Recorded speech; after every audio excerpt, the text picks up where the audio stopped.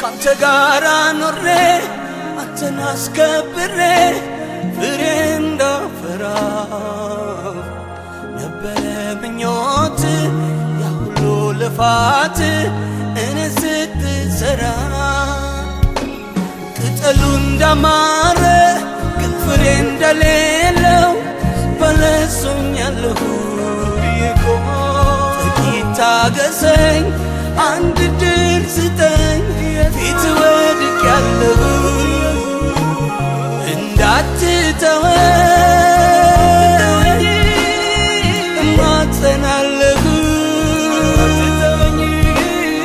ከተውከኝማ ወዴት እሄዳለሁ። እየጨረሱት ነው ያለሁትና ስለ ፍቅር ተምረናል። ባለፈው ሳምንት ስለ ትዕግስት ተምረናል። ስለ ታማኝነት እምነት እንደው በታማኝነት አቅጣጫ ተምረናል። ስለ ሰላምም ተምረናል። በመጀመሪያ የእግዚአብሔር ሰው ሰላማዊ ሰው ለመሆን በውስጥ የእግዚአብሔር ሰላም መለማመድ አለበት። ምድራዊ ነገር ለመለማመድ ሰማያዊ ነገር መጀመሪያ መቅደም አለበት ብለን ተነጋግረናል። ጌታ ይባረክ። ኢየሱስ ጌታ ነው። ስለዚህ እግዚአብሔር ደግሞ በእውነት ነው። አንዳንድ ጊዜ የእግዚአብሔር ቃል ይሰራል። እኔ አምናለሁ ይሰራል። እስቲ ይሰራል። አሜን አሜን። እስቲ በዚህ ሳምንት በፍቅር አቅጣጫ ደብዳቤ ጻፍ የለም እንዴ?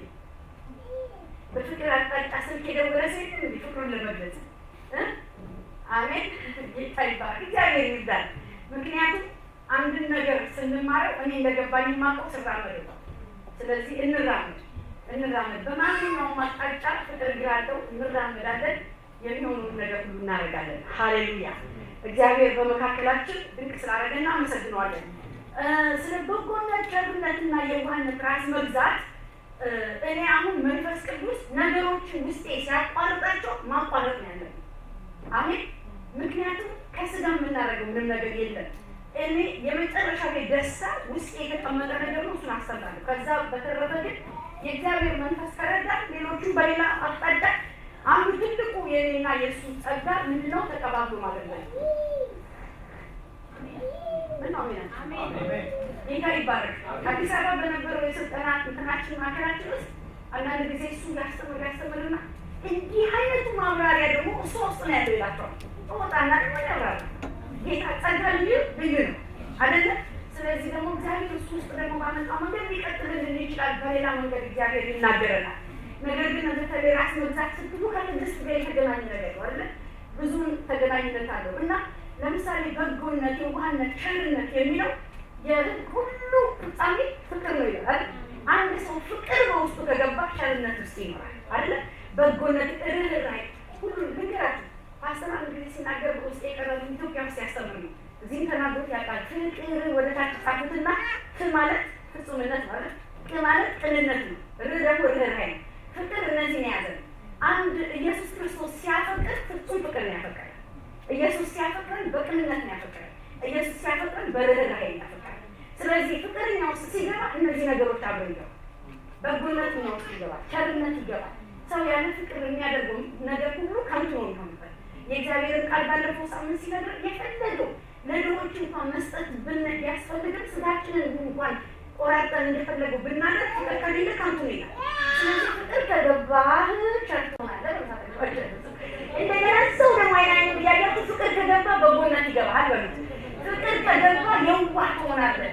በፍቅር ውስጥ ሁሉ ነገር አለ። ጌታ ይባላል። በፍቅር ፓኬጅ ውስጥ ሁሉ ነገር አለ። ኢየሱስ ጌታ ነው። ፍቅር በጣም የምንለማመደው ነገር ነው። እግዚአብሔር ይሄን ተናግሮናል። ዛሬ ግን ስለ እግዚአብሔር ደስታ መናገር ስለምፈልግ ደስታ በተለያየ መንገድ ወደ ሰው ሕይወት ውስጥ ይመጣል።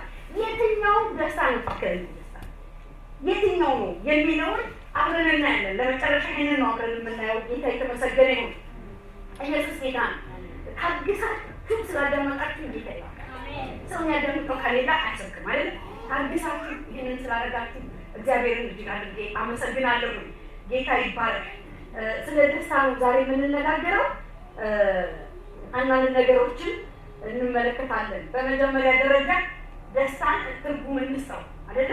ፍቺ እንስጠው፣ ትርጉም እንስጠው። ሳንተረጉም ስለዛ ነገር መናገር አንችልም እና ደስታን ትርጉም ስንሰጠው በመጀመሪያ ደስታ ቀጥተኛ የሆነ የሀዘን ተቃራኒ አይደለ? ደስታ ምንድን ነው? የሀዘን ምንድን ነው? ተቃራኒ፣ ኦፖዚት የሆነ ነገር ነው እና ደስታ ማለት ከአንድ ዲክሽነሪ ላይ ያየሁት አንድ ጥሩ የሆነ የተሰማን ነገር ማለት ነው። ጥሩ ፊሊንጋችን ጥሩ የሆነ በውስጣችን ይሰማናል የሆነ ጥሩ የሆነ ነገር የተሰማን ነገር ጥሩ ስሜት የተሰማን ነገር ደስታ ተብሎ ይጠራል። በውስጣችን ጥሩ ስሜት ሲፈጠርብን ደስታ እንለዋለን። ጥሩ የሆነ ስሜት የሚስማማን አለ በውስጣችን። አንድ ሰው ደስ መሰኘቱ እሱ እንኳን ሳይናገር ውጪ ይናገራል አይደለ? መደሰቱ ዛሬ ደግሞ ምን ነካ እንላለን አይደል? ምን ነው ፍንድቅ ያደረገ እንላለን። እንግዲህ ውስጡ ምን ተፈጥሯል ማለት ነው? አንድ ደስ የሚል ጥሩ ስሜት በውስጡ ስላለ ነው ሰውየው ደስታ የምንለው። እና አንዳንድ ጊዜ ራሳችን ተነስተን እንኳን ጠዋት የምንነሳና ዛሬ አላውቅም ደስ ብሎኛል እንላለን። እኔ እንጃ ምን እንደሆነ አላውቅም የሆነ ነገር ደስ ብሎኛል ውስጤ ተደስቷል እንላለን። ስለዚህ ደስታ በውስጣችን የሚፈጠር ለእኛ ልዩ ስሜት የሚሰጠን ነገር ማለት ነው። ይህ ስሜት ደግሞ በማንኛውም ሰው ላይ ይፈጠራል። አሜን። በማንኛውም ሰው ላይ ይፈጠራል። በወንድ ላይ ይፈጠራል፣ በሴት ላይ አይደለ? ትንሽ በተባለ ትልቅ በተባለ ይፈጠራል። የተማረ ያልተማረ ሁሉ ሰው ላይ ይሄ ደስታ ይፈጠራል። የሚገርማችሁ ደስታ በትልልቅ ሰዎችም በትንንሽ ሰዎችም ይፈጠራል። አንዳንድ ጊዜ ይደንቀኛል። ምን ገብቷቸው ነው ላለው ህፃናቶች ትልቅ ይላሉና ስማይል ፌስ ይሆናሉ፣ ይደሰታሉ እና እናቶች ያውቃሉ። ዛሬ ደስ ብሎት ነው ያለው፣ ዛሬ ደግሞ ክፍት ብሎት ነው ያለው። ልጆች ነው ምን ያውቀው ነው ተካፍቶ ነው ያለው እንዳለ እና ቢጠየቁ የሆነ አንድ ደስ የሚል ስሜት ውስጣቸው ታይቷል ማለት ነው።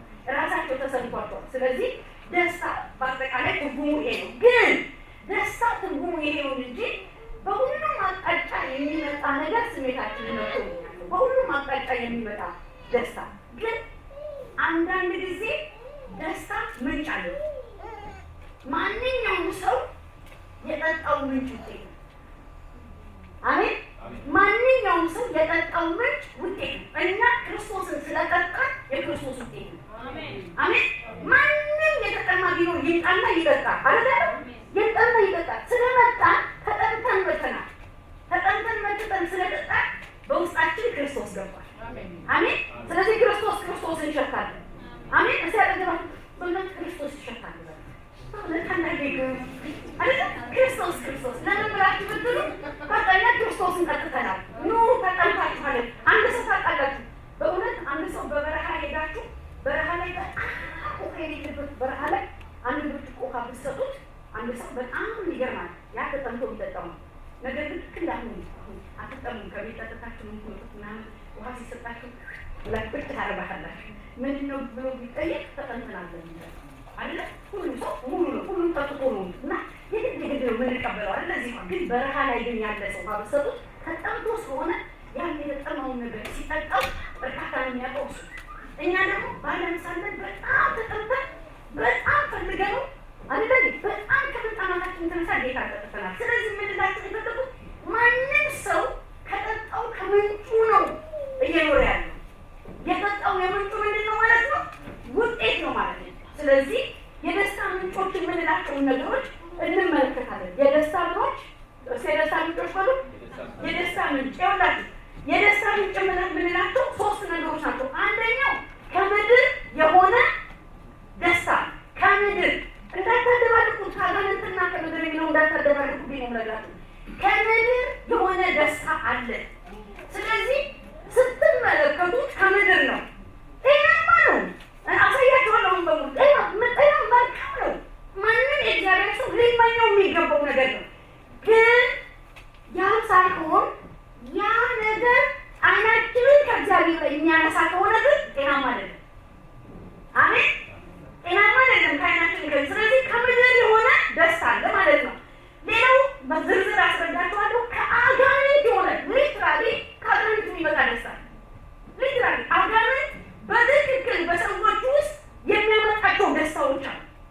እሱ ደግሞ ለየት ያለ ነገር ነው። እሱንም እንመለከታለን። ግን ታውቃላችሁ አጋንንትም እንዲደሰቱ በውስጣቸው ያስቀመጠባቸው ሰዎች ስጠይቋቸው የሚያደርጉት ነገር የጭካኔ ነገር ሆኖ የመግደል ነገር ሆኖ እስቲል ስጠይቋቸው አንካክ ይሏቸዋል፣ ደስተኛ ነኝ ይሏቸዋል። ለምን? በውስጣቸው ያንን ነገር በመፈጸማቸው ይደሰታሉ። ስለዚህ ደስታ አይደለም ማለት አትችሉም። ደስታ ነው ነገሩ። ስለዚህ ግን ከእግዚአብሔር የሆነ ደስታ አይደለም። ሌላው ሶስተኛ ከእግዚአብሔር የሆነ ደስታ አለ። ሊትራሊ ከእግዚአብሔር የሚሰጥ ደስታ አለ። ባይዘው እግዚአብሔር ልጁን ክርስቶስ ኢየሱስ ወደኛ የላከልን አንዱ ትልቁ ነገር ደስታችን እንዲመለስ ነው። አሜን አሜን አሜን። ምናችን እንዲመለስ ነው? ደስታችን። ምክንያቱም ይኸውላችሁ በእግዚአብሔር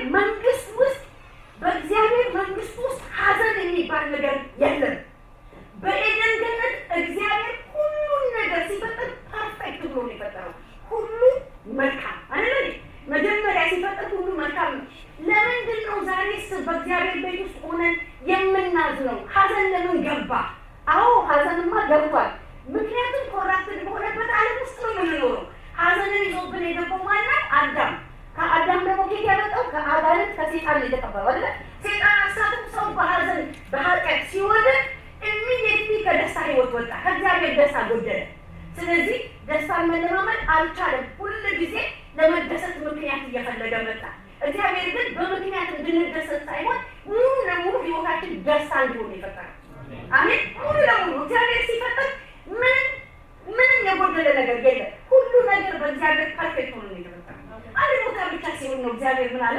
ሁሉን ነገር ፈጠረና መልካም ነው ሲል ቆይቶ አንድ ቦታ ላይ ግን መልካም አይደለም ማለት ያም ያለው ምንድነው? አዳም ፈጥሮ አጠገቡ ሴት ባለመኖሯ መልካም አይደለም አለ ይልና ሴትን ከአዳም አወጣትና አሁን ከዛ በኋላ ሙሉ አደረገው አይደል? ፍጥረትን በሙሉ ሙሉ አደረገ። ስለዚህ በኤደን ገነት ውስጥ ያልነበሩ ነገሮች ሁሉ የመጡት በኃጢአት በር ነው የገቡት።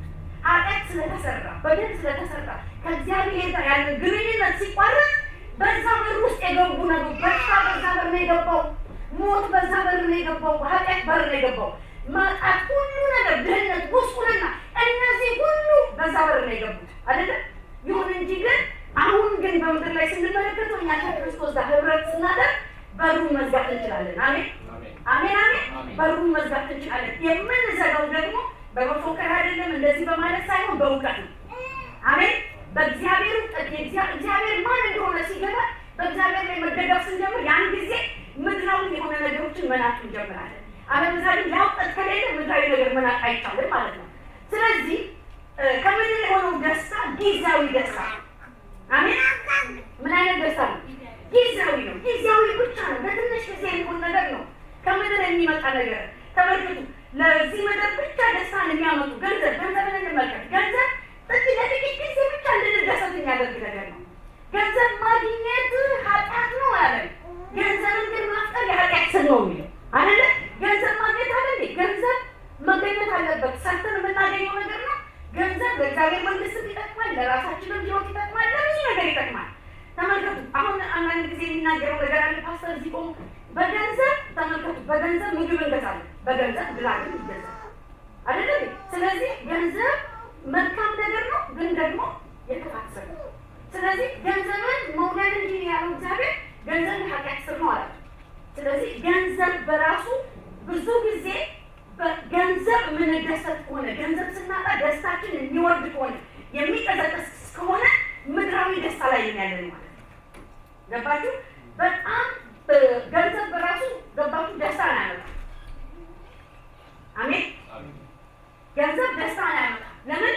በጣም ብዙ ሚሊዮነሮች በምድር ላይ በገንዘብ የተጥለቀለቁ ሰዎች ወደ ጓዳቸው ስትገቡ ደስታ የለም። እውነተኛ የሆነ ደስታ የለም። እናንተ ውጭ ስናየ ባየነው ነገር በያዙት ነገር በሚኖሩበት ቤት እያየ ደስታ እንዳላቸው ይሰማናል አይደል? ብዙ ሴሌብሪቲዎች ገንዘብ አላቸው። በጣም የተለየ ገንዘብ ያላቸው ሰዎች አሉ። አንዳንድ ጊዜ እስክንደነቅ ድረስ እነሱን እስክናደንቅ ድረስ ዋው ብለን የምንለው ነገር አለ። ይሁን እንጂ ያ ጊዜያዊ ደስታን የሚያመጣ ነው። እነሱ ጌታ ስለሌላቸው ፍጹም አይደለም ደስታቸው። እኛ ግን ጌታ ስላለን ቆሎ እየበላን ደስተኞች ይሆን። አሜን። ስለዚህ ገንዘብ ምንድን ነው? ጊዜያዊና የምድር ነው። የምድር የሆነው እኮ ከሰማይ እግዚአብሔር ስላልባረከን አይደለም። ኖ የኛ ልብ ስለታሰረበት የምድር ነው። እኛ ልባችን ስላረፈበት፣ እኛ ከእግዚአብሔር ስላስበለጥ ነው።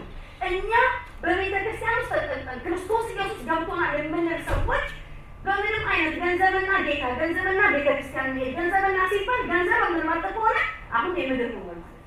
የምድር ምንድን ነው ማለት ነው? የምድር ደስታ የሰጠን ነገር ነው። ዝናን ተመልከቱ። ዝና በጣም ብዙ ጊዜ ሰው ዝና የማይፈልግ የለም። ሁሉ ዝና ይፈልጋል አይደለ? ባይዘው እግዚአብሔር እኮ ስም ያገናል። ይሄን አደረጉ። እግዚአብሔር ስም ያገናል አይደለ? አብርሃምን ራስህ ታገናለህ ስልህ ነው ያለው ነው። በምድር ዙሪያ ሁሉ ስምህን አገኘዋለሁ። እግዚአብሔር ያገናል። እግዚአብሔር ዝና ይሰጣል። ክርስቶስ ኢየሱስ ባገለገለበት ዘመን ምን ይላል መሰለህ? ዝናው በምድር ሁሉ ወጣ ይላል።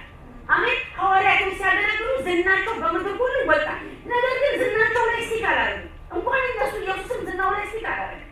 እሱ የሚመካው የነበረው በአባቱ ነበር፣ የሚደገፈው በአባቱ ነበር። የአባቱን ክብር ለመግለጽ ነበር የመጣው። ስለዚህ ልባችን ዝና ላይ ከሆነ፣ መታወቅ ላይ ከሆነ፣ ልባችን ያለው እዛ ላይ ከሆነ እስቲል ከምድር የሆነ ደስታ ነው ሰጥቶልኛል። ምክንያቱም ዝናው ሲነሳ የእኛም ልብ አብሮ ይወርዳል። ክብር ሲነሳ የእኛ ልብ አብሮ ይወርዳል። ስለዚህ ምድራዊ ነው። ቁሳቁስን እንመልከት። ቁሳቁሶች ምድራዊ ናቸው። ምድራዊ ነገር ነው። ከእግዚአብሔር በረከት የለም እያልኩ ነው አለኝ ግጥም አሉ። የእግዚአብሔር ቃል ሲናገር ምን ይላል? ለእኔ ስትሉ ሁሉን ነገር በመተዋችሁ። እስቲ በመተው በሉ። አዎ ጥቅስ ደግሞ በጣም አስተካክላችሁ ተጠቅሷል። አሁን ብዙ ጊዜ ሰው ምንድነው መቶ እጥፍ እባረካለሁ ነው የሚለው። መተው የሚለው ግን አልገባውም።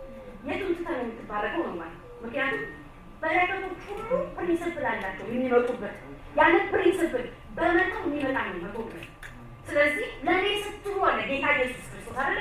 ስለ እኔ ስትሉ ቤቱን ምኑ እራሱን እንኳን ጭምር የቃለ በምድር መቶ አይደለ? በሰማይ የዘላለም ቤት። ግን በእንደዚህ አይነት መንገድ እንኳን የመጡ ነገሮች ስለ ጌታ ይናቃሉ። አሜን። ስለ ጌታ ሲባል ይናቃሉ። ተመልከቱ። በብሉይ ኪዳን ጊዜ የአዲሱ ኪዳን ነገር ያልገባው ማነው ስሙ ዳዊት ልክ ንግስና ላይ ሲወጣ የምድር ነገር ሁሉ ናቀ አይደለ? ስለዚህ ንጉሥ ሆኖ ንጉሴን በላይ ላይ ይሹማል። ንጉሥ ሆነ ማለት ንጉሴን በላይ ላይ ምን ልበለው? ሌላ ንጉሥ አለ። እኔ ዙፋን ቢይዝ ብከብር በቃ የፈለገው ባለጸግነት እኔ ሁል ጊዜ የሚገልጸኝ ጸሎት አለ። ዳዊት የእግዚአብሔርን ቤት ለመስራት ሰለሞንን ቁጭ አደረገውና ልጄ ነው ቤቴን የሚሰራው አለና ህዝቡን ሁሉ ሰብስቦ እንዲሰጡ ትእዛዝ ሰጠ እና ዳዊት ያለውን ነገር ሁሉ ከሰጠን የጸለየው ጸሎት ልቤን ይባርከኛል። እግዚአብሔር ሆይ አለ እኛ ማንን ጌታ አንተን ነው የምንሰጠው? ከአንተው የወሰድነውን ለአንተው መልሰን ሰጠናል አይደለ? ስለዚህ እሱ ምንድን ነው ምድራዊ ነገር ቁሳቁስን የናቀ ንጉሥ ነበር። ለመምላት ብትሉ እግዚአብሔር ገብቶታል። አሜን። ስለዚህ ቁሳቁስ ምድራዊ አይደለም። ልባችን ከተያዘበት መኪና፣ ልባችን ከተያዘበት ምድራዊ አይደለም። ቤት ልባችን ከተያዘበት ምድራዊ አይደለም፣ ምድራዊ ነው። ማንኛውም ነገር እኔና እናንተ ለሰው ልጅ የምንሰጠው ቫልዩ በቁሳቁስ ከሆነ ምድራዊ ነገር ውስጥ ነው ያለ። ስለዚህ ምድራዊ ደስታ የሚባሉ አሉ። የእግዚአብሔር ቃል ግን ሲናገር ምን ይላል መሰላችሁ? ጳውሎስ ሲናገር ምን አለ?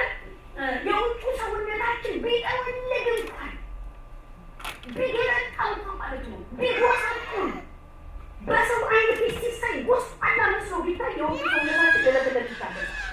አሜን አሜን። የምንኖረው በውጭ አፒራንሳችን ሳይሆን በውስጥ ማንነታችን። ውጫዊ ምናልባት ላያገኝ ይችላል። ብዙ ጊዜ የእግዚአብሔርን ቃል የገባኝ እንደዚህ ነው። ወንጌል በራሱ ሲጀመር በመከራ ሊጀመር ይችላል። ሲደመደምም በመከራ ሊጠናቀቅ ይችላል። ለምን ብላችሁ ብትሉ አባቶቼ በመከራ ተጠራጥቶላቸዋል ወንጌል። ይሁን እንጂ የእኛ ትኩረት መከራው ላይ ሳይሆን የእኛ ትኩረት የሚመጣው ክብር አለ። አሜን አሜን። የእግዚአብሔርን ሀሳብ መፈጸም ላይ ነው ትኩረታችን መሆን የሚገባው። የእግዚአብሔር ሀሳብ በእኔ ተሰርቷል። አዎ እንዲሁ እንደተጓሰቆል ከይኩኝ ብር ሳልቆጥር ሺዎቹን ላጥላጥ ሳላረግ ሚሊዮነር ሳልሆን የሆነ በቃ ገንዘብ ሳይመጣ እንደምነው ሌጌታ አደለሁም ወይ ያሰኛል። በእውነት ያሰኝ። አንዳንድ ጊዜ ቆም ብዬ እኔ ዝም ብዬ ሳይ ወንድሞቼን ሳይ በቃ የሁለት ቤት ምናምን ናቸው ያላቸው ነገር አይና እንደውም አንዳንዴ በጣም የሚናገሩት ማጣደቃል ብዙ ነገር ይላሉ እነሱ ላይና አንዳንዴ ቆም ብዬ እንደማቆም ነው ይተካከሩ ይፈልጋሉ። በኋላ ግን በቃ ምን ይላል ባቆም አንድ ቦታ ላይ በቃ ባይኖር እርሻ ባይኖር እንደዚህ ባይኖር እኔ ግን ባይናችሁ በእግዚአብሔር አሜን አሜን አሜን አሜን በማለት እዚህ ይላችሁ በእግዚአብሔር በጌታ። ስለዚህ እነዚህ ምድራዊ ነገሮች ናቸው። ተመልከቱ፣ ምድራዊ ነገር ስኬት እግዚአብሔር አይጠራም አይጠራም። ምክንያቱም የእግዚአብሔር ቃል የሚያሳካልን እንደው እግዚአብሔር ምን ይላል? የዚህ እንዲመጣ ይላችሁ ያለ ተማምረው ለሊትና ቀን አሰላስለው ነገር ሁሉ ምን ይላል? ይጣላልሃል። ስኬት ያለው በእግዚአብሔር ሕግ ውስጥ ነው። እግዚአብሔርን በማወቅ እግዚአብሔርን በማመን ውስጥ ሕግ አለ። ጌታ ይባል። ስለዚህ ስኬት ማለት ለምሳሌ እንደ ትዳር መያዝ ደስታን ያመጣል አይደል? ደስ ይላል። አንድ ሰው ሙሽራ ሆኖ ትዳር ውስጥ ሲገባ ደስ ነው የሚለው፣ ሲደገስለት ምናምን ደስ ይላል እኮ አይደል? ደስ ይላል። ትዳር በጣም ደስ የሚለው። ለምሳሌ ሙሽራ ሲሆን አንድ ሰው ምግብ ሲያዝለት፣ ቬሎ ሲያዝ፣ የፈለገውን ሲነገር፣ ሲከበር፣ ውሃ ሲቀበር። እኔ በሰርጌ ጊዜ የፈለኩትን እናገር ነበረ። ኧረ ረጋ በይ እስክባል ድረስ ኧረ ዝም ብዬ የፈለኩትን ብናገር አምጡልኝ ብል ምናምን ብል ሁሉ ተቀብሎኝ በቃ ሙሽራው ሰርግ ደስ ይላል። ትዳር ደስ ይላል፣ ሞቅ ይላል። ግን ትዳር መሀል ውስጥ ሲገባ እንደዛ አይደለም። ይሁን እንጂ ለምን መስላችሁ? ትዳር የደስታ ምንጭ አይደለም። አሜን አሜን። የደስታ ምንጭ አይደለም። ስለዚህ ኢየሱስ እዛ ውስጥ መግባት አለ። ደስታ በክርስቶስ ብቻ። ስለዚህ ይሄ ስኬት የምንላቸው ትዳር መያዝ፣ ትምህርት መጨረስ ይሄ ከእግዚአብሔር ቃል አይቃረንም።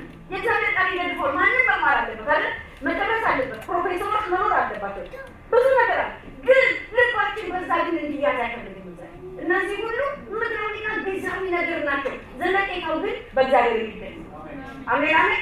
የምናገኘውን ማንኛውም የእግዚአብሔር በረከት አጣጥመን ከእግዚአብሔር ጋር ሆነን ስንኖር ደስታው እዛ ውስጥ ነው ያለው። ይታይባል። ምክንያቱም ብዙ ጊዜ ሰዎች የሚናገሩት ነገር አለ። ብዙ ጊዜ ምክንያቱም ሰዎች ሲናገሩ ምን ይላሉ? በትዳራቸው የሚናገሩት ነገር አለ። እኔ ትዳር ከመያዜ በፊት እኔ ትናንትና ትዳር ከመያዛችን በፊት ፍቅር ነበረን፣ ገንዘብ ከመምጣቱ በፊት ያሉ ገንዘብ ከመምጣቱ በፊት ኃይለኛ ፍቅር ነበር፣ ቤታችን ደስታ ነበር፣ መዋረቅ ነበር፣ እንደው በቃ በአንድ ሰው ገቢ እንዲህ ነበር። አሁን ግን በገንዘብ ስንጥለቀለቅ ደስታና ፍቅር ከቤታችን ይወጣል። ዋው! እግዚአብሔር ቃል ሲናገር የእግዚአብሔር በረከት ባለጸጋ ታደርጋለች፣ በዛ ጸጸት አይጨምርባትም ነው። የእግዚአብሔር በረከት ጸጸት የለውም። ነገር ግን ምንድነው? ከእግዚአብሔር የሆነውን ወደ ቤታቸው አስገብተው እግዚአብሔርን በካልቸው ስለሚያስወጡት ነው ሰዎች። እግዚአብሔር ከወጣ ደስታ የለም። ገንዘቡ ቢቆለል ብሩ ቢቆለል የፈለገውን ያክል ብናገኝ እግዚአብሔር ከሌለ ደስታ የለም። ስለዚህ ምድራዊ ስኬት ደስታን ያመጣል። አሜን አሜን። ሉቃስ 12 ላይ ያለውን ላሳያችሁ። ልጅ ሆነ ደስታን ያመጣል። በእውነት ሰዎች አሁን ለምን ተፋታችሁ? ልጅ ስላለ ልጅ ማለት ደስ ልጅ እኮ ከተወለደ በኋላ ደግሞ ከጥቂት ዓመት በኋላ ምን ነው ማንወለድ የሚያሰኝበት ጊዜ አለ። ለምን ልጅ ደስታ አይደለም? እንደዛ እኮ ልጅ ደስታ ይሰጣል። ስለዚህ ሰዎች ሮክ የሆነ ነገር ስላላቸው ልጅ ባለማግኘት ብዙ ጊዜ ራሳቸውን እንትን ያደርጋሉ፣ ይቆንናሉ፣ በብዙ ነገር ውስጥ ያልፋሉ። ነገር ግን ይሄ የደስታ ምንጭ አይደለም። የደስታ ምንጭ ያለው እግዚአብሔር ነው። አሜን አሜን አሜን አሜን። ቢኖረን ባይኖረን በእግዚአብሔር ደስ ይላል። አሜን። ኢየሱስ ጌታ ነው። በሌሎች እየተኮነን ልታቁልብን አጸልይ አንተ የትናንት ቤት በሶስት ልጅ ባርከን ምን ነካ እግዚአብሔር አራት ሰጥ እረባካ 12 የሰጠበት ቤት ምናለ ሶስቱን ለነቀነሰ በሰጥ አይባል። እግዚአብሔር አዋቂ ሁሉን ማድረግ የሚችል አዋቂ። በቃ ደስታ ያለው በእግዚአብሔር ብቻ። አሜን። እንዲህ ምንም ነገር ደስታ አይሰጥም። በእጃችን ልክ ስንይዘው ደስታ የመሰለን ነገር ሁሉ እንንቀዋለን። ዋው ከሄዱ ይላለን። ስለዚህ ያ ነገር መልካም ሆኖ ሳለ በረከት ሆኖ ሳለ ልባችንን ግን ይዘው አይገባም ልላችሁ ነው። አገር መቀየር በቃ ብዙዎቻችን አሁን ለምሳሌ የማልዋሸው ነገር ነው። አገር ስንቀይር በጣም ብዙ ነገር ብለናል። ደግሞ አገርባቸው ለሰው ሁሉ ሰው አገር ቀይሯል። ምንም አሁን ይኸውላችሁ በእውነት ላችሁ አሁን እንትን ደረጃው ተለያየ እንጂ አንዱ 30 ዓመት ቆይቷል። እዚህ አንዱ ምናምን ዓመት አንዱ እንደዚህ ነው። ሁሉ አገር ቀይሮ ሁሉ አንድ አይነት መስሎት ነው። ሁሉ አንድ አይነት ነገር ብሎ ነው። አንድ ከዚህ ጸዳ ይላል። ሁላችንም በቃ አገር ቀይረን ግን አገር ስንቀይር ያለው ነገር ነበር። ቅያሬው መልካም መስሎናል። በእውነት እኔ በስደት ላይ ሳለሁ እንደውም አንዳንድ ሰላቾች እናድርባቸው ነበር። ለምን ብለጣ ናቁ አሜሪካ ሲረረረረ ሳንደርስ እንዴት እንለቀዋለን? ተቀዳዳችን ለኛ ከነአናችን ነው ሳይሆን ደርስ እነዚህ ሰዎች አወዱበት ነው ይባላል። እንዴት ሳንደርስ ናቁ ይሉናል። እነሱ ከሄደው ነጥተውት ምናምን ብለው አሜሪካ እኮ ዝም ብላችሁ ይሉናል። አለባካችሁ እኛ እንድረስና እዛ ስንደርስ እንናገራለን። ዝም ብሎ ከሆነ ሀገር ቀየርን፣ መልካም መሰለን፣ በጣም ደስ አለን። መኪና ተቀየረ፣ ጥሩ ቤት ተኖረ፣ ሁሉ ነገር ጥሩ ሻወር መውሰድ ተጀመረ። ይሁን እንጂ ልክ በእጃችን ሲገቡ ምን ይላል ናቀን አይደል? ለምን ደስታ አይሰጥም? ደስታ በዛ አይደለም። ስለዚህ ሰዎች መጥተው እዛ ላይ ልባቸው ካለ ምድራዊ ደስታ ውስጥ ናቸው ያሉት ማለት ነው። ጌታ ይባላል። የተዋጣ አገልግሎት ራሱ ደስታ አይሰጥም አይደል? አገልግሎት ራሱ ደስታ አይሰጥም። አንዳንድ ሰዎች አገልግሎታቸው ራሳቸው ደስታ ያመጣላቸዋል እና አገልግሎት ደስታ አይሰጥም። አገልግሎት የፍቅር መተንፈሻ ነው። ከአገልግሎት ውጭ ህይወት ነው ደስታ የሚሰጠው አይደል? በክርስቶስ ለመሰላችሁ ጌታ ኢየሱስ ክርስቶስ እንደዚህ ያደረገ ሁለት አርጎች ሰማዎቹ ላካቸው ይላል። ሄዱና በስሜ አጋንንት አውጥተዋል። ስልጣን ሰጠው። ሱራቱ ይሰጣቸው አጋንንት ሲያጫጩ ቆዩና መርቱና ደስ አላቸውና አጋንንት በስሜ ይቀርጻል ጌታ ኢየሱስ ተገዛለን ሲሉ ቆም አለና እነሱ ፊት ቆም ይገሰጻል። እነሱ ፊት ገሰጻቸው። ምንድነው በዚህ የምትደነቁት? ይልቅንስ ስማችሁ በሰማያት መዝገብ ስለዚህ እንዳለ አገልግሎት አለ አጋንንት የሚጫጫልን ምን ቢልል እሱ ከኔ የመጣ ጸጋ ነው። አሁን ግን በሰማያት ባለው አለና ዞር አለና ግን ከነሱ ሐሴት አደረገ። ኢየሱስ አገልግሎታችንን ሲያይ ሐሴት ያደርጋል። ይሁን ግን ልባችን በዛ እንዲያዛል። ምክንያቱም ይኸውላችሁ በእውነት ላችኋል አንድ ሰው ልቡ አገልግሎቱ ተይዞ ይህ ሚኒስትሪ የኔ ምናምን ካለ ከተንጠቀጠቀ አደጋ ነው። ምክንያቱም ይወጥቷል ማለት ነው። በዛ ደስታ አይመጣም አይደለም። በዛ ደስታ አይመጣም። አያችሁ ዮሐንስ የሚባል የእግዚአብሔርን ሕዝብ ያገለገለ ብዙዎችን ከኢየሱስ ክርስቶስ በላይ ሆኖ ማውራት በእሱ ዘመን ጊዜ ዮሐንስ ያገለግል በሆነ ስታተስ ያላቸው ነጋዴ በሉ፣ ቀራጮች በሉ፣ ነገስታቶች በሉ ሁሉም እሱ ጋር እየመጡ የንስሐ ስብከት ሲሰብክላቸው ምን አለ? ምንድን የተናገሩ? ምን እናድርግ እያሉ ሁሉም ንስሐ ገብቶ የንስሐ ጥምቀት ተጠመቁ። ግን ዮሐንስ ኢየሱስ ሲመጣ ስፍራ ለቀቀ። አሜን አሜን።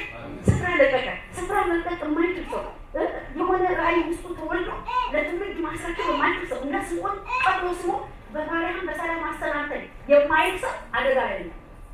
ይሄ ራሱ ዝግስና እያሳን ያመጣለት ምድራዊ። እኛ ግን ልባችን በጌታ ላይ አሜን አሜን። ሉቃስ 12:19 ያለውን ሰው ይሄ ነው ካሉ ትርጉ ምን አለ? ገንዘቡን አጠራቀመ፣ ገንዘብ ያዘ። ገንዘቡን ሁሉ ከያዘ በኋላ ጎተራ ሰራ። አሜን አሜን። እስቲ ጎተራ በሉ። አዎ አሁን ጎተራ የለም ማለት ጎተራ የለም፣ ግን ጎተራ ሞደርን የሆነ ጎተራ አለ። አሁን ብዙ ጊዜ ሰዎች ሞደርን የሆነ ጎተራ ገንዘብ ያጠራቅሙና እንደውም የሲዲ ባንክ የሚባል አለ። በጣም ወደር ገንዘብ የሚጠራቀምበት ብዙ ሺህ የሚገባበት ወርቅ ይቀመጣል፣ ዳይመንድ እዛ ውስጥ ይቀመጣል፣ ሁሉ ነገር እዛ ውስጥ። ለምን ገንዘብ አይያዝማ? ዳይመንድ ቤት ውስጥ አይቀመጥም አይደለ? ለአደጋ ያን ሁሉ ነገር ያደርጋል። ልክ እንደዚህ ሰውዬ ጎተራ ሰርቶ ማለት ነው አይደል? ምን አለ መሰላችሁ ሰውዬው? ነፍሴንም አለ ሰውዬው አንቺ ነፍሴ ለብዙ ዘመን እስቲ ለብዙ ዘመን ለብዙ ዘመን የሚጠር ብዙ በረከት አለሽ፣ እረፊ፣ ብሪ፣ ጠጪ፣ ደስ ይበልሽ እላታለሁ አለ። ወዲያው ኢየሱስ በሰጠው ምሳሌ በዛው ምሽት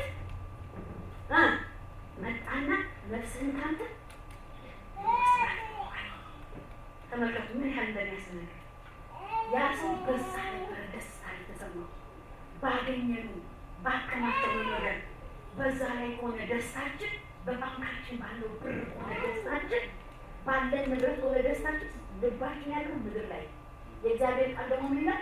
በምድር ያለው ሳይሆን በሰማይ ያለው እሺ። እንደው ብልና ዝገት በማይበላበት መዝገባችሁ ምን አገኙ? በዛ አስቀምጡ። ስለዚህ ብልና ዝገት የሌለው የት ነው? በሰማይ። እስቲ በሰማይ ነው። አሜን። ሁሉ ነገራችንን ሰማይ ላይ ነው ማስቀመጥ ያለ። ስለዚህ ምድራዊ ደስታ የሚባለው ይሄ ነው። ሌላው ደግሞ ቶሎ ብዬ ላላችኋል። በቁ አጋንንት የሆነ ደስታ ይሄ ልትለዩልኝ ነው። የስጋ ደስታ የሚባል አለ። እነዚህ ማለት የምድር ደስታ የምድር ደስታ እነዚህ የምድር ደስታ ከእግዚአብሔር ጋር ሲሆን ጤና ናቸው። እንዳትሳሳቱ። ከእግዚአብሔር ጋር ሰው ገንዘብ አግኝቶ ከእግዚአብሔር ጋር ጤነኛ ነው። ብዙ ጊዜ ታውቃላችሁ በሚሊዮን የሚቆጠር ለእግዚአብሔር ቤት የሚያፈሱ ሰዎች አሉ። ብር ቤታቸው ገንቧል፣ ግን የእግዚአብሔር ነገር ልቆማቸው። ስለዚህ ገንዘብ ምንም አይደለም ማለት ነው ለእግዚአብሔር ስራ። እግዚአብሔርን በምናስከብርበት መንገድ የሚመጣ ምክንያቱም የእግዚአብሔር ቃል ራስ እንጂ ጅራት አላደረግም ነው። ስኬት በእግዚአብሔር ነው። አሜን። እግዚአብሔር ያሳካል አይደል? እግዚአብሔር ያሳካል። ብዙ ጊዜ እንደሚሉት በዶንያ የገባ ሃይማኖት አይደል የሚባለው? ከዶንያ ጋር ከሰርካል ጋር የገባ ሃይማኖት ለምን ከውጭ የመጣ ነው ይመስላል። ነው እኛ ኢየሱስ ከውጭ በመጣ መልኩ አይደለም የመጣው። ከሰማይ የወረደ አዳኛችን ነው።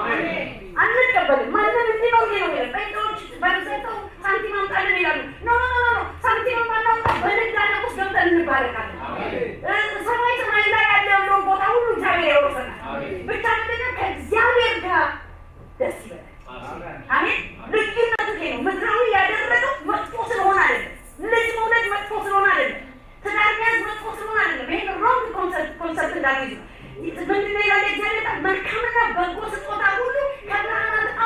ከእግዚአብሔር ዘንድ ነው።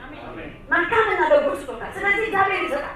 እግዚአብሔር ሰጪ ነው። እግዚአብሔር ይባርካል። ነገር ግን ተመልከቱ እዚህ ላይ የሚናገረው ዕብራውያን 11:25-26 ላይ ሄዳችሁ አንብቡት። ግን አንዷን ነገር ያወጣሁት ሙሴ ምን አለ? በኃጢአት ከሚገኝ ኃጢአት ካለ አጋንንት ውስጡ አለ። አሜን አሜን። ኃጢአትን የሚያሰራ ማን ነው? አጋንንት ነው። ገባችሁ? በኃጢአት ከሚገኝ ደስታ ይልቃል ኃጢአትን በማሰራት አጋንንት ሰዎችን ደስታ ይሰጣቸዋል። አንድ ነገር ልንገራችሁ። ማንኛውም ሰው በኤደን ገነት ውስጥ ከተደረገው ነገር ውጭ በኃጢአት አይወድቅም። እስኪ ሰይጣን ሁሉ ጊዜ አንድ አይነት ነገር ነው የሚጠቀሙበት። እንደው መልኩን ቀያይሮ ምናምን አይነት ነገር ነው የሚጠቀሙ። ሰይጣን ወደ ኤደን ገነት መጣና ሔዋንን ኃጢአት ለማሰራት ዋሻት፣ ውሸት ተናገረ። ስለዚህ በሚበላና በማይበላ መካከል ደባለቀባትና ማቴማቲክሱን አበላሸባት። ከዛ በኋላ ዋው እንደ እግዚአብሔር እንዳልሆነ ያለችና ግጥም አልገበላች። ስለዚህ ኃጢአት አሰራት፣ ዋሽቶ ነው ኃጢአት ያሰራት። መጀመሪያ ምንድነው ከተከለችው? ሰይጣን ሄዶ ቀጥታ እንድትቀጥፍ አላረጋት። ያደረጋት በሀሳቧ ውስጥ ነው ጨዋታ የጀመረው። በሀሳቧ ውስጥ አመጣላት። ውይይት ጀመረ። አንዳንድ ጊዜ ሰዎች እንደዚህ ይላሉ፣ ድንገት በዝሙት ወደቅ፣ ድንገት ኖ መጀመሪያ አእምሮ ውስጥ አምጥቶ ይጫወታል። ሀሳባችንን በሙሉ ይዟል። ከዛ በዛ ውስጥ ይወቃል። ስለዚህ ሰይጣን ምንም እንትን የለም፣ ምንም አዳዲስ ነገሮች የሚያደርጋቸው ነገር የለም። ሁሉ ነገር በቃ ኤደን ገነት ውስጥ ባደረገ የሚያደርግ። ስለዚህ ምን አለ?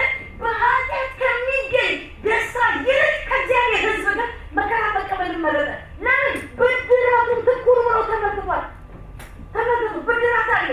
ስለዚህ ዛሬ አጋንንት በምድር ላይ ኃጢአትን እያሰራ ደስታ የሚሰጣቸው ብዙ ሰዎች አሉ። እነዚህ ሰዎች ጋር ስትሄዱ ኃጢአት እኮ ነው፣ በኃጢአት እንዴት አትወቀስም ስትሉ አይ በቃ ደስ ይለኛል ይሄ ማለት ይላል። ምንድን ማለት ነው? ኃጢአትን የሚያሰራ ሰይጣን ነው። ገባችሁ? አጋንንት ነው የሚያደርጉት። ልንገራችሁ፣ አጋንንት በቅዱሳን ውስጥ በሰው ውስጥ አያድርም። ይሄን አረጋግጥላችኋለሁ። በእኛ ውስጥ አያድርም። ምክንያቱም እኛ ይኸውላችሁ በኃጢአት ማንነት አልተያዝንም፣ ግን በድርጊት ኃጢአትን እንያዛለን። የኃጢአት ማንነትን ክርስቶስ ወስዶልናል። አሜን። ተወስዶልኛል። የኃጢአት ማንነት ዘላለም ሊወስዳችሁ ይሄዳል። ኖ ኃጢአት ሆኖ እሱ እርግማን ሆኖ ክርስቶስ ወስዶልናል። ግን በየጊዜው ግን በዚህ ኮራፕት የሆነ ዓለም ውስጥ ስንኖር ግን ግብዣው አለ። እንደ ዮሴፍ በየጊዜው ይመጣል።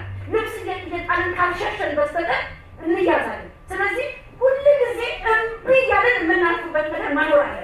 እምቢ አንተ ለምታመጣው ማንኛውም ግብዣ፣ ማንኛውም ነገር አልቀበልም ብለን መሸሽ መቻል። አሜን አሜን። መሸሽ መቻል። ለምን? በኃጢአት የሚገኝ ደስታ አጋንንታዊ የሆነ ደስታ ነው። በውስጣችን አይደር እንጂ በአይምሯችን ላይ ይጫወታል ጠላታችን። ስለዚህ በኃጢአት የሚገኝ ደስታ ይባላል። ሌላው ምሳሌ 2:14 ላይ ክፉ በመስራት ደስ የሚላቸው ተመልከቱ። ክፋት ከየት ነው? ምንጩ ከየት ነው? ክፋት ከምንድን ነው? ከአጋንንት ነው ማለት ሰይጣን ነው። ክፋትን በውስጥ ክፉ በመስራት ደስ የሚላቸው ብዙ ጊዜ ክሪሚናል የሆነ ሙቪዎች አሉ የሚታዩ አይታችሁ ታውቃላችሁ? እነዚህ የወንጀል ሙቪዎች ሰዎች አንዳንድ ጊዜ ዊርድ የሆነ ነገር ያደርጋሉ እና ሲሪያል ኪለር የሚባለው ሰባቱ ጊዜ ያለ ሲሪያል ኪለር ማለት በተደጋጋሚ አንድ አይነት ነገር በማድረግ ለምሳሌ አንገት መቁረጥ ከሆነ እዚህም ሰፈር አንገት ቆርጧል፣ እዛም አንድ አይነት ነገር ነው የሚያደርጉት እና በተለያየ ሰዎችን ይገድላሉ። ትሪቲን ከሆነ ሌላችሁ ብትጠይቁት ሰውየው እኔ እኮ ደስ ስላለኝ ነው እንደሚላችሁ ማለት ነው። ለምን እንትን አይላችሁም? ሰው በቃ አስደስተኝም አይሏችሁ። ለምን ይሄን ያደርግ ስትሉ ያስደስተኛል። አንድ ጊዜ የሰማሁት በጣም የዘገነነኝ የሴቶች ጡት መቁረጥ ያስደስተኛል እና ቆርጦ ነው የሚገላቸው ሲገላቸው። ይሄ እንግዲህ ደስታን ይሰጧል። ሰውየው ደስ ነው የሚለው አንድ ቀን ከፍተነቀም አጋንንት እንደዚህ ነው። ክፉ በማሰራት ሰውን ያስደስታል። አጋንንታዊ ያልኳችሁ ይሄ ነው። ይሄ እግዚአብሔርን ለማስከበር ለራሳችንም ጥቅም አይደለም፣ ለጎረቤታችንም ጥቅም አይደለም፣ ለትውልድም ጥቅም አይደለም። ግን ክፉ በመስራት ደስ የሚላቸው በጠማማነት ደስታን የሚያደርጉ መንገዳቸው የሚጠመዝዙ አካሄዳቸውንም የሚያቃልሙ ናቸው። ተመልከቱ። አጋንንት በየጊዜው ክፉ ነገር በማሰራት ሰዎችን ደስ እንዲሉ ያደርጋቸዋል። ይሄ አጋንንታዊ ደስታ ነው። አጋንንት ለሰዎች የሚሰጠው ምንድን ነው? ደስታ ነው። በሰው ላይ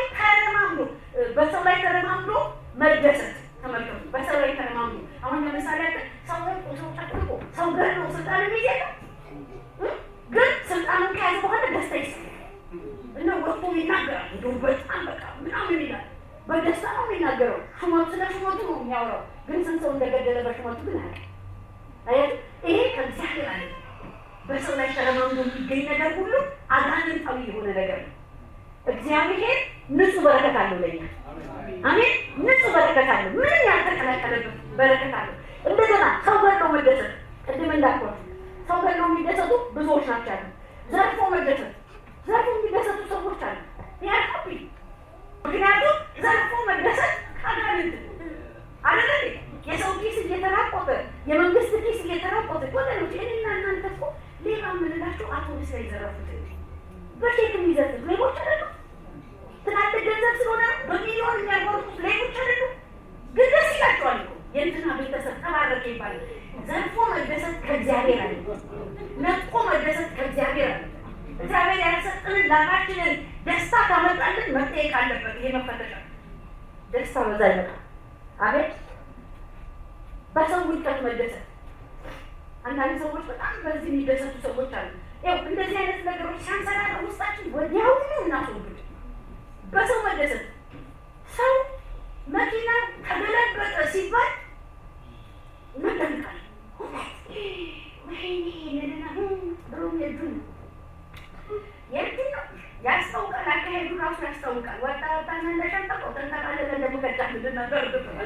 ምክንያቱም አወጣቱ ራሱ ያስታውቃል፣ እንደሚወድቅ ያስታውቃል። አካሄዱ ተወደለ ብለን ስለ ውድቀቱ ነው የምንናገረው። ስለ ውድቀቱ ነው እንጂ ሀዘን አይሰማንም። በሰው ውድቀት ደስ ይለናል ማለት ነው። ግን ተባረከ ሲባል ደግሞ ምን አግኝቶ ይሆን? ይሄን ያሳልቆ ነው የሚሰራው። ምን የሚሰራው? ጠይቅ ይሄ እንዲህ ሆኖ ነው አይደል? ይሄ ማለት በሰው ደስታ ማይደሰት ይሄ አጋንንታዊ ነው። በሰው ማይደሰት በመባረክ እስኪ አጠገባችን በአንተ መባረክ ይደሰታል። በአንተ ማደግ፣ በአንተ ከፍታ፣ በአንተ መለምለም፣ በአንተ መባረክ ደስ አይልም? ቢሆን ደስ ነው ማለት ሚሊዮን የሚቆጥር እዚህ ቤት ይመጣል። ደስ አይላችሁ? አሜን አሜን አሜን። በእውነት ናቸዋለሁ። በቃ ደስ ይላል። በሰው መባረክ የማይደሰቱ ይሄንን እንደ ደስታ የማይቆጥሩ ሰዎች አሉ። ይሄ በአጋንንት አይሯቸው ተይዞ ማለት ነው። እግዚአብሔር ከዚህ ይፈታል። አሜን አሜን። በእግዚአብሔር ቤት መፍረስ የሚደሰቱ ደግሞ ሰዎች አሉ። በእግዚአብሔር ቤት መፍረስ እና የራሳቸው አጥባቂ ቤተክርስቲያን ካልሆነ ነገሩ ተበላሸ ሲባል ድሮም እኮ ይሄ ይላል። የት ላይ ሆነን ነው የምንከፋው? ለምሳሌ ተመልከቱ። አንድ ሰው እንደዚህ ቆመ አይደለ? እንደዚህ ቆመ ታዩኛላችሁ። ፊት ለፊት እንደዚህ ቆሜ እያያችሁ ነው። እሺ እንደዚህ ቆሜ ሳታዩ አታዩኝ? እሺ እንደዚህ ቆሜ አታዩኝ? እንደዚህ ቆሜ የት ላይ ቆመን ነው ሰዎች የምንቃወሙ? የትም ብንዞር የእግዚአብሔር መንግስት ውስጥ ነው ያለው አይደል? እንደው ፊታችንን አዞርን አንደኛው አጥቢያ ቤተክርስቲያን አንደኛው ብለን ሁሉ የእግዚአብሔር ነው። ሁሉ የእግዚአብሔር ነው። አያችሁ፣ ሁሉ ጊዜ የእግዚአብሔር ቤት ሲፈርስ ልንደሰት አይገባም። ሊደሰት የሚገባው ሰይጣን ብቻ። በእግዚአብሔር ቤት ማደግ መለምለም። እኔ አስባለሁ እንደ ሰውነታችን ሰውነንና አንዳንድ ጊዜ በእውነት እዚያውን ቤተክርስቲያን ለምሳሌ ያክል እዚች ሳራ ጋር ወይ የሆነ ቦታ ተከፈተ ቢባል ሁሉ የሆነስ ነው። እንደ ሰው ልንገራችሁ መጀመሪያ ልደሰት ግራ ገባችሁ። አሁን ነጋዴ ሆናችሁ ሱቅ አጠገባችሁ ቢከፈት እንደሰጣላችሁ ምን እንደሰው አውሩ እንጂ እንደሰው አውሩ። ከጉድ ጉራዱ ከመንፈሳዊ ዓለም ጉራዱና መሬት ገጡና ረግበን እናዋሲ መሬት ማንም አይደርስም። ግን አደገኛው ለጊዜው ጊዜያዊ የሆነ ነገር አለ አይደለ? ውስጣችሁ ደስ ላትሰኝ ግን በዛ ላይ ቆሙ እየጸለዩ አፈርሳለሁ እያሉ እንትናቅላለሁ እያሉ አይጸልይም። የእግዚአብሔር ቃል ገማልያል ምን እንዳለ ተቀመጥ ከእግዚአብሔር ካልሆነ ነገር ግን ከእግዚአብሔር ጋር ስትጋጩ እንዳትገኙ። አያችሁ፣ በእግዚአብሔር ቤት መፍረስ መደሰት የለብንም። ጤነኛ አይደለም፣ ከአጋንንት ነው። አሜን አሜን። ራሴንም ጨምሬ ከአጋንንት ነው። ይሄ በኢየሱስ ስም ተብሎ መነቀል አለበት። ከውስጣችን ሞተ የእግዚአብሔር ቤት ትሰፋለች። አሜን አሜን። የዛሬ 8-9 ዓመት የእግዚአብሔር መጥቼ ተጋብዤ አገልግያለሁ። ቪዲዮ አለኝ። ዛሬ እግዚአብሔር ቤት ሲከፈቱ ውስጥ የሚቆጣ ከሆነ እግዚአብሔር ቢሆን ያን ቪዲዮ የሚያሳየኝ ይመስለኛል። በራሱ አንደበት የተደበቁትን ቤት አለ። እዚህ ቤተክርስቲያን የነበረው ሁለት ቤተክርስቲያን፣ ሌላ ቤተክርስቲያን አልነበረም። እዚህ መጥቼ ሳገለግል ገና በዚች ምድር ላይ 10 ቤተክርስቲያን ይከፈታል እየተነገረ ገና 10 እጠብቃለሁ። አልደረስም፣ ገና እንመጣለን። አሜን አሜን። ስለዚህ እኛ አንዱ መስኮት ሊገነባ ይፈጠራል። እግዚአብሔር ኮሚቴ ያደርጋል። እንውጣና ሁሉም ግን የጌታ ነው። አሜን። ሁሉ የእግዚአብሔር አሜን። ስለዚህ በእግዚአብሔር ቤት መፍረስ መደሰት የለብንም። ጌታ የተመሰገነ ነው። ኢየሱስ ጌታ ነው። ምንጩ ከእግዚአብሔር የሆነ ደስታ። እስቲ ከዚህ ምንጭ አጠጣኝ በሉት። እስቲ አጠጣኝ በሉት። ከእግዚአብሔር የሆነ ነገር፣ ከእግዚአብሔር የሆነ ምንጭ፣ ከእግዚአብሔር የሆነ ጌታ ኢየሱስ የመጣው አንዱ ህይወታችንን ከመለወጥ አኳያ አንዱ ደስታችንን እንዲመልስልን ነው የመጣው። ሙሉ ደስታ እንድንደሰት ኢየሱስ ክርስቶስ መጣ። ህይወታችንን በደስታ ለ ትንቢተ ኢሳይያስ 63 ላይ እንደዚህ ይላል፣ የእግዚአብሔር መንፈስ በእኔ ላይ ነው አይደል ይላል። ኢየሱስ የተቀባውበትን ዋናው ዓላማ ይላል በለቅሶም ፋንታ የደስታን ዘይት፣ በሐዘን መንፈስ ፋንታ የምስጋና መጎናጸፊያ እሰጣቸው ዘንድ ልኮኛል። ኢየሱስ ወደ ቤተክርስቲያን የመጣው ደስታ ሊሰጠን ነው። ገባችሁ? ጴንጤዎች ያለቅሳሉ ይላሉ። አዎ አለቅሳለሁ፣ ፍጡር ያስለቅሰኛል። አሜን አሜን። አዎ አለቅሳለሁ። አንዳንድ ጊዜ ማለስ ባልኩበት ነገር ያስለቅሰኛል። አንድ ነገር ነግራችኋለሁ፣ ኢየሱስ የደስታ ነገር ነው። አሜን አሜን። በእውነት እላችኋለሁ፣ አንድ ጊዜ ሰዎች በቤተክርስቲያን ውስጥ ኃይለኛ ኮንሰርት ተዘጋጀና ኃይለኛ ኮንሰርታችን ላይ ዝላይ ጭፈራ ነበረ። እንላለን ብዙ ያሳየነው ነገር አለ። በጉራጌኛ ሁሉ ጨፈርን። ጉራጌኛ ማለትም ግን እግዚአብሔር አድርጎት ስላለን ኦሮምኛው፣ ጉራጌኛ፣ ትግርኛ የትግራይ ከረን የሚባል ትግርኛ ምሰል አለ። ከዛ መጡና እነዚህ ሰዎች ምንድን ናቸው? ዓለምን ይጨፍራል እነሱም ይጨፍራሉ አሉ። አዎ ዓለም ውስጥ ያለው ጭፈራ ደስታን ለማግኘት ነው። እኔ ግን ደስ ስላለኝ አሜን አሜን። ደስታ አለ በእግዚአብሔር ቤት። ለምን? ኢየሱስ የሞተልኝ ለደስታዬ ነው። ዛሬ 3 ቀን ሀዘን ተቀምጧል አይደለ ሰው እና ዛሬ የተሰቀው ለ3 ቀን ግን ንፎ የመጣ ሀዘን ተቀምጦ ያለቅሳል። እኛ ግን የደስታ ቀን ነው። የደስታ ቀን ነው። ለምን ብላችሁ ብትሉ ኢየሱስ የመጣው ደስታ ሊሰጠን ነው።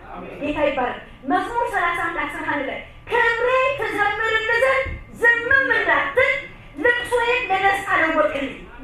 አሜን። ልቅሶዬን ለደስታ ለቅሶ አለ። አዎ የለም አላልኩም። ሀዘን አለ፣ ግን ወደ ደስታ ይለወጣል። ይለወጣል። ዛሬ አልቅሰን እንደሆነ አይደለም ምን ይላል መሰላችሁ? ለቅሶ ማታ ሲነጋ ጠዋት ደግሞ ደስታ ይሆናል የሚለው። ስለዚህ በለቅሶ ዘራቸውን ዘሩ፣ ግን ሲመጡስ በደስታ ነዷቸውን ተሸክመው መጡ። የምንዘራው በለቅሶ ቢሆንም እግዚአብሔር በደስታ ያሳብለናል። ስለዚህ እግዚአብሔር ከሰማይ የሰጠው ደስታ ይሄንን ይመስላል። ማቄን ቀደህ ደስታን አስታጠቀኝ ይላል መዝሙር 16:11 የሕይወትን መንገድ አሳየኝ፣ ከፊትህ ጋር ደስታን አጠገብከኝ። አሜን አሜን። እግዚአብሔር ከስጦታው ጋር ደስታ አብሮ ይመጣል። የእግዚአብሔር ስጦታ ደስታ ይዛ ትመጣለች። የእግዚአብሔር ስጦታ እረፍት ይዛ ትመጣለች። ከእግዚአብሔር የምንቀበለው ነገር ሁሉ ሀዘን ሳይጨምር ይመጣል። ደስታን አጠገብከኝ። መዝሙር 45:7 ጽድቅን ወደድን አመፃንም ጠላ፣ ስለዚህ ከባልንጀሮች ይልቅ እግዚአብሔር አምላክ የደስታን ዘይት ቀባ ይላል። ኢየሱስ ይህን ዘይት የተቀባው አይደለም? ጽድቅን በመውደዱና አመፃን በመጥላቱ እግዚአብሔር የደስታን ዘይት አፈሰሰ። ዛሬ ከጸሎት ጋር ስንተባበር እግዚአብሔር ዘይት ያፈስልናል። አሜን አሜን። ውስጣችን ደስ የሚል አንዳንድ ጊዜ ታውቃላችሁ አይደለ?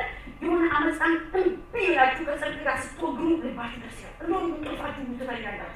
ጠዋት ብላችሁ የምትተኙት እንቅልፍ እውነትን በጽድቅ ላይ ያስገባዋል። ጌታ ይባረክ። ኢየሱስ ጌታ ነው። ምንጩ ከእግዚአብሔር የሆነ ደስታ። አሁን ቶሎ ብዬ እንደ ቃሉ የሆነ ደስታ ወይም ስሜት የሚፈጥርብን ምን ስናደርግ ነው? ምን ሲሆን ነው? አንድ ሰው ከእግዚአብሔር የሆነ ደስታ ውስጡ እንዳለ የምታውቁት እነዚህ ነገሮች በውስጡ ስታገኙበት ነው። ከእግዚአብሔር የሆነ ደስታ መሆኑ የምታውቁት በእግዚአብሔር አምላክነት መደሰት። አሜን። እስቲ በአምላክነቱ ደስታለሁ። ምንም የለም ግን በአምላክነቱ እንደሰታለን። ምንም የለም። እግዚአብሔር ደስ የሚያሰኝ አምላክ ነው። እግዚአብሔር ምን ጊዜ ነው ዲሳፖይንት ተዳርጎኝ ያለው? ይሄን ዘመን ተከትያለሁ። እግዚአብሔር ዲሳፖይንት ተዳርጎኝ ያለው። እግዚአብሔር ነው። አሜን አሜን። እግዚአብሔር ነው። ለዚህ ጥቅስ መዝሙር 32:11 ጻድቃን ግን በእግዚአብሔር ደስ ይበላችሁ ሐሴትም አድርጉ። በማን ደስ ይበላችሁ? በእግዚአብሔር ደስ ይበላችሁ ሐሴትን አድርጉ። መዝሙር 37:4 በእግዚአብሔር ደስ ይበልህ የልብህን መሻት ይሰጣል። መሻት አለ፣ ግን በመጀመሪያ በእግዚአብሔር ደስ ይሰኝ። በእግዚአብሔር ደስ ከተሰኘን መሻታችን ሁሉ ይመለስልናል። ጌታ ይባላል። መዝሙር 40:16 ላይ አቤቱ የሚፈልጉ ሁሉ በአንተ ደስ ይበላቸው፣ በማንም አይደለም ሐሴትም ያድርጉ። ሁልጊዜ ማዳንን የሚወዱ ዘወትር እግዚአብሔር ታላቅ ይሁን ይበሉ። በእግዚአብሔር አምላክነት መደሰት፣ በአምላክ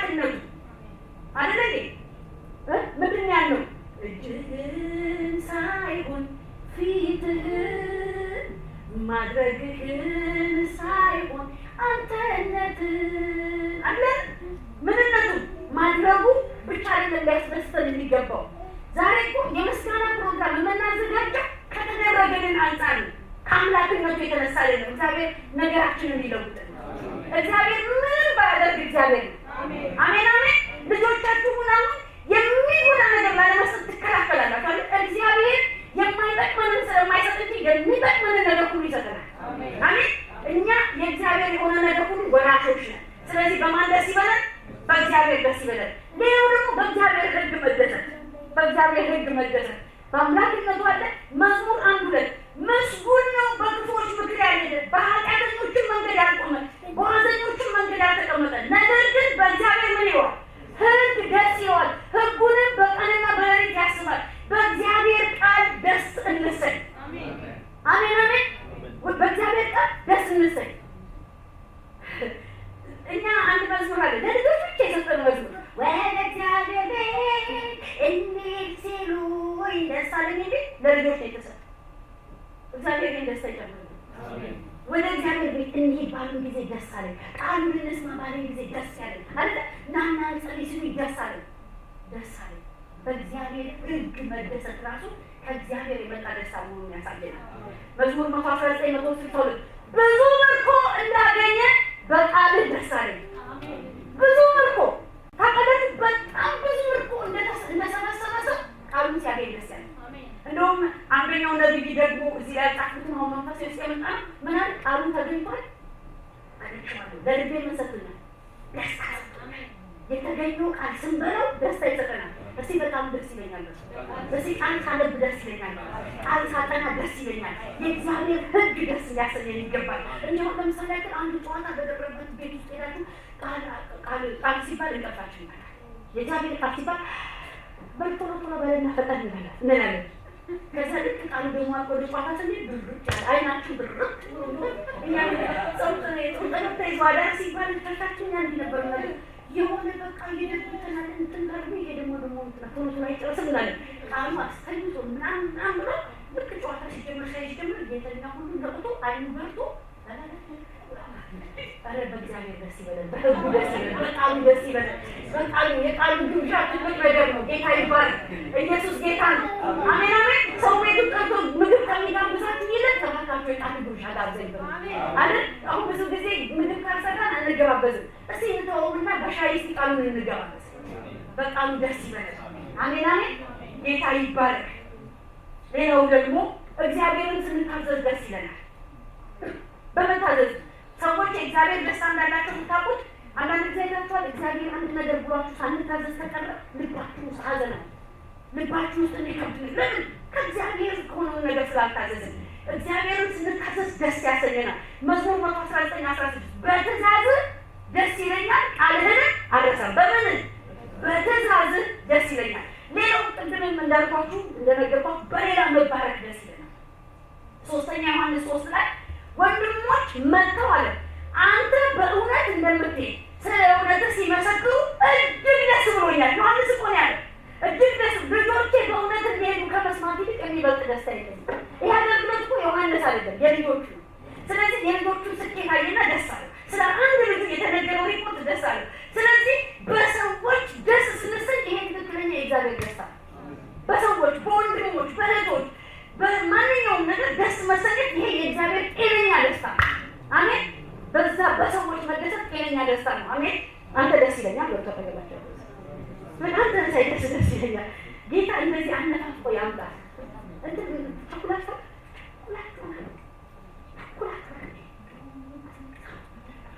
እኔ አንዳንዴ ይላቸው ኳይሮቹ የሚለፈው ነገር የሆነ እንትን ናፍቆት ይኖራችሁ ወደዚህ ስትመጡ አይቼ እንትን ናፍቃል ምናምን የሚለለ እንደዚህ አይነት ናፍቆት ለምንድን ነው? በሰው ደስ በሰው በወንድሞች መሳቃት ደስ ሲለን ያ ጤናማ ስሜት ነው።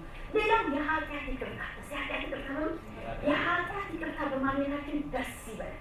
ከሁሉ ነገር በላይ ዛሬ ትንሣኤው ምንድን ነው የሚያስደስታችሁ ሲባል የኃጢአት ይቅርታ አሜን። ክርስቶስ ሞተ፣ ስለ እኔና ስለ እናንተ ሲል ሞተ። የኃጢአት ይቅርታ አግኝተናል። ስለዚህ እውነተኛ ንስሐ ስንገባ የኃጢአት ይቅርታ የእግዚአብሔር ቃል መዝሙር 32 ላይ እግዚአብሔር በደልን የማይቆጥርበት በመንፈሱም ሽንገላ የሌለበት ሰው ምስጉን ነው። በደላችን በእግዚአብሔር አለመቆጠሩ ራሱ ደስታ ሊሰጠን ይገባል። ጌታ ይባላል። ሌላው በመስጠት ደስ ይለናል። መስጠት ደስ ይላል።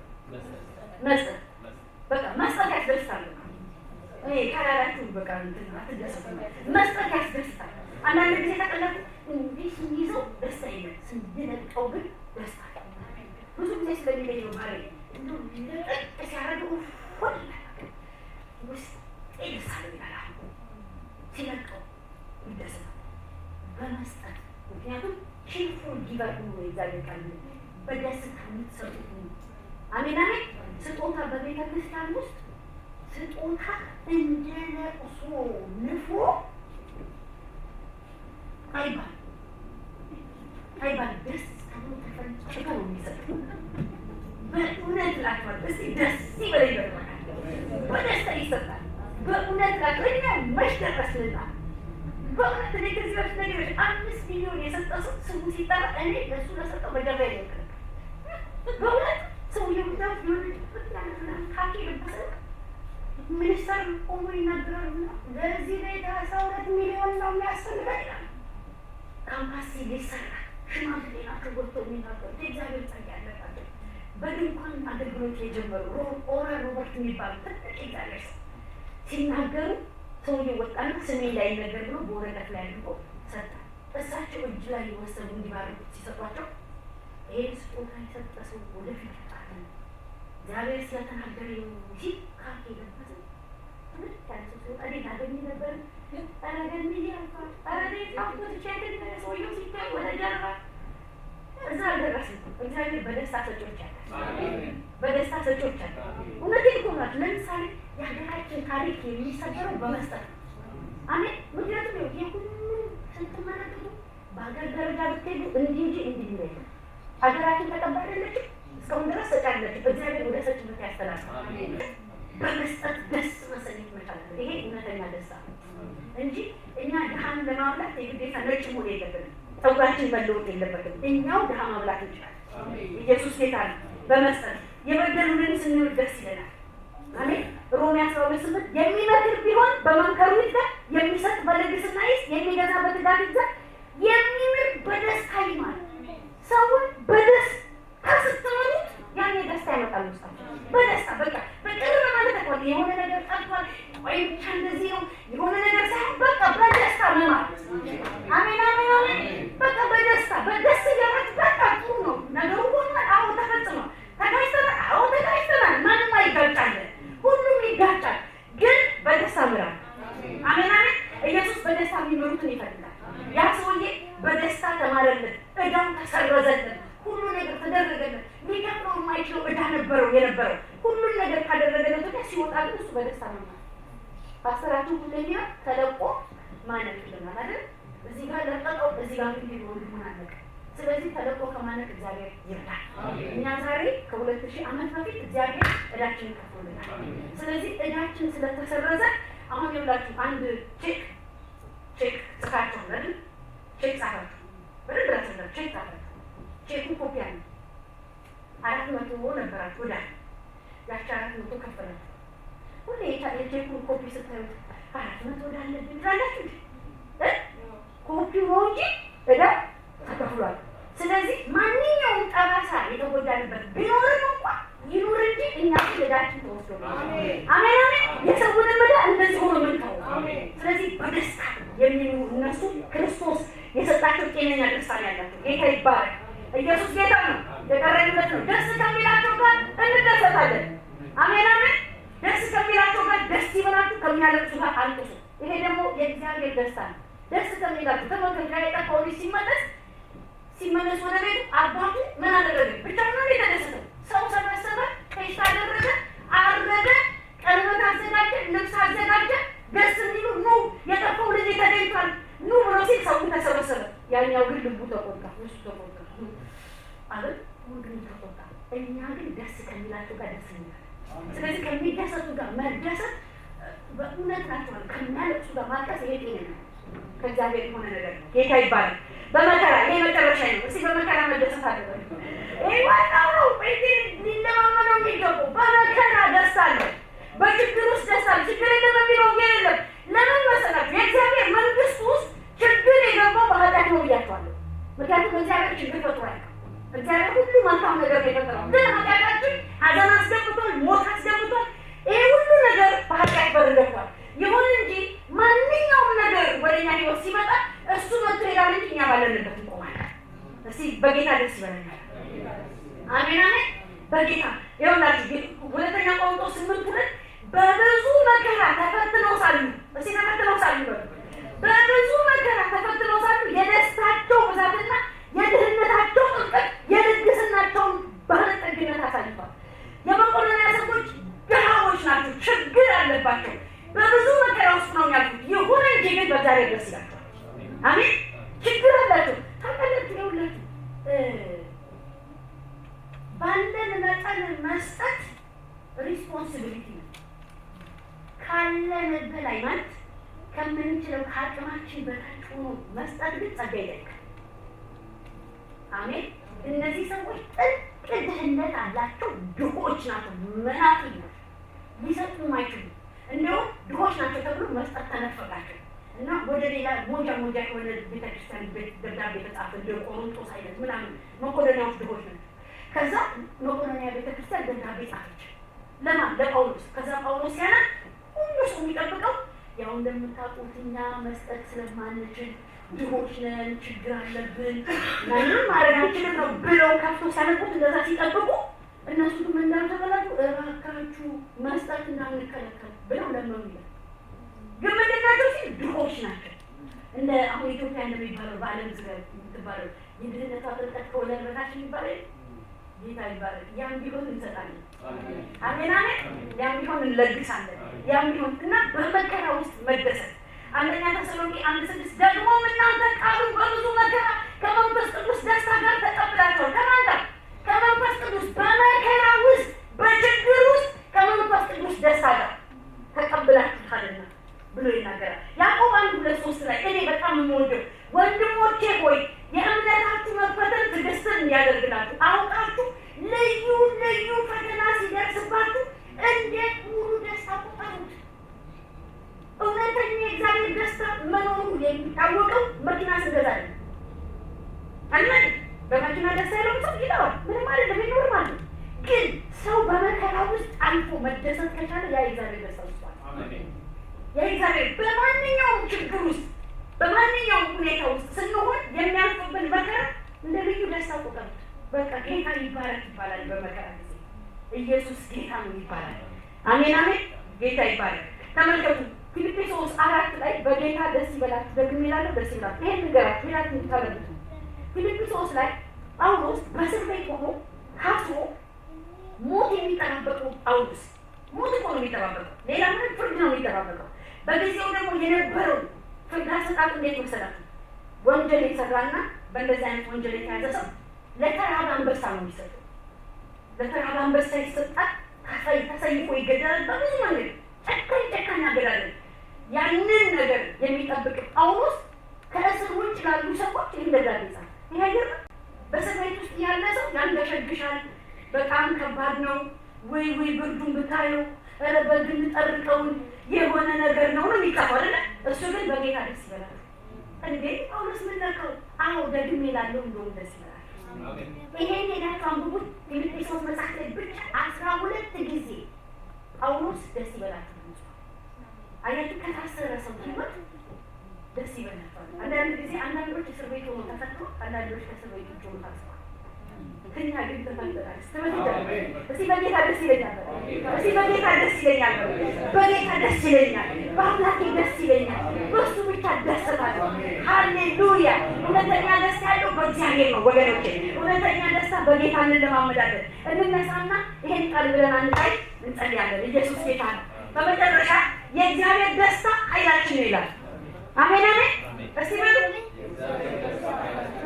ስለዚህ እግዚአብሔር ቃል ሲናገረው የእግዚአብሔር ደስታ ኃይላችን ነውና በእግዚአብሔር ጸጋ ደስታን እንልበስ። አሜን አሜን አሜን። ደስታ በምን ይገለጣል? በሳቅ ሲሳቁበታል። በደስታ እኮ ነው የሚገለጸው አይደለ? ምንም ቢሆን አሁን አንዳንድ ጊዜ በጣም ደስ አንዳንድ ታዘባል ሆነ ኳየር ሆነ መዝሙር የሚዘምሩ በሀገራችን የማይቻለው በዚህ ደስ ይለኛል እግዚአብሔር ያው ደስ ይለኛል። እናንተ ሰዎች የምትዘምሩትና እውነት ደስታ አንድ ነው ይባላል ማለት ነው። ደስ ይለኛል እያሉ ቤታቸው ረዝሙ ብሎ ምናምን በገና ምን መሰላችሁ እኛ በቃ የገባን በመንፈስ መሆን ማለት እንደዚህ ነው። እኔ ግን ደስ ይለኛል። በደስታ እጃችን አንሳ። ጌታ ይባረክ። በደስታ እጃችንን እናንሳ።